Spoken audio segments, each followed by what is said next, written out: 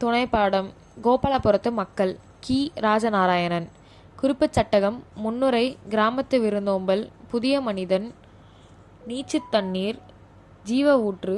அன்னமையாவின் பெயர் பொருத்தம். கம்மஞ்சாறும் துவையலும். முடிவுரை. முன்னுரை.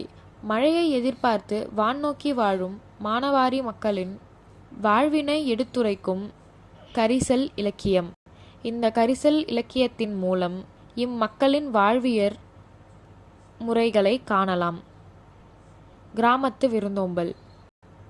பசித்த வேளையில் அவ்வழியே வரும் அறிமுகம் இல்லாதவர்களையும் அன்போடு விருந்துண்ண அழைப்பர்.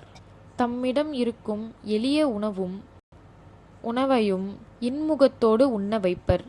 இத்தகு கிராமத்து வெள்ளந்தி மனிதர்களின் விருந்தோம்பல் பண்பு வெகு சிறப்பாகவும் வியப்பாகவும் இருக்கும். புதிய மனிதன். அதிகாலையில் அன்னமையா புஞ்சைக்கு சென்று கொண்டிருந்தார்.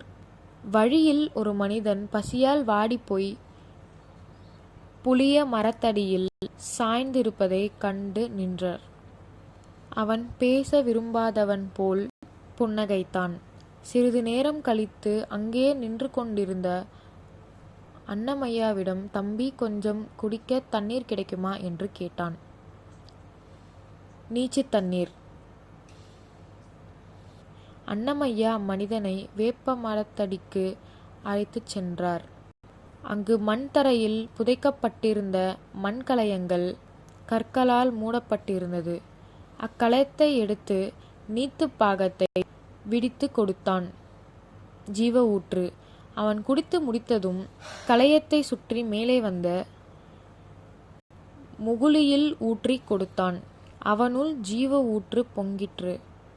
அவன் அம்மரத்தடியிலேயே படுத்து உறங்கினான். அன்னமையா பெயர் பொருத்தம். தூக்கம் தெளிந்து எழுந்த வாலிபன், உன் பெயர் என்ன என்று கேட்டான். அதற்கு அவன் அன்னமையா என்றான். என்ன ஒரு பொருத்தமான பெயர் என்று மனதுக்குள் கூறிக்கொண்டான். அன்னமையா அவனை கூட்டிக்கொண்டு பக்கத்து வாயிலுக்குச் சென்றான். கம்மச்சோறும் துவையலும்.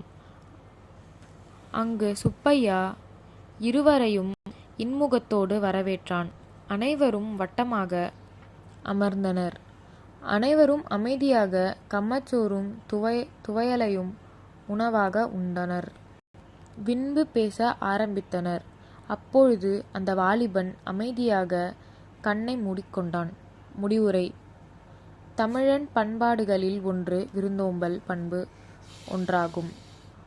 உணவு கொடுத்தோர் உயிர் கொடுத்தோர் என்னும் வாக்கிற்கு இணங்க பசியால் வாடுவோருக்கு நாம் உணவளிக்க வேண்டும்.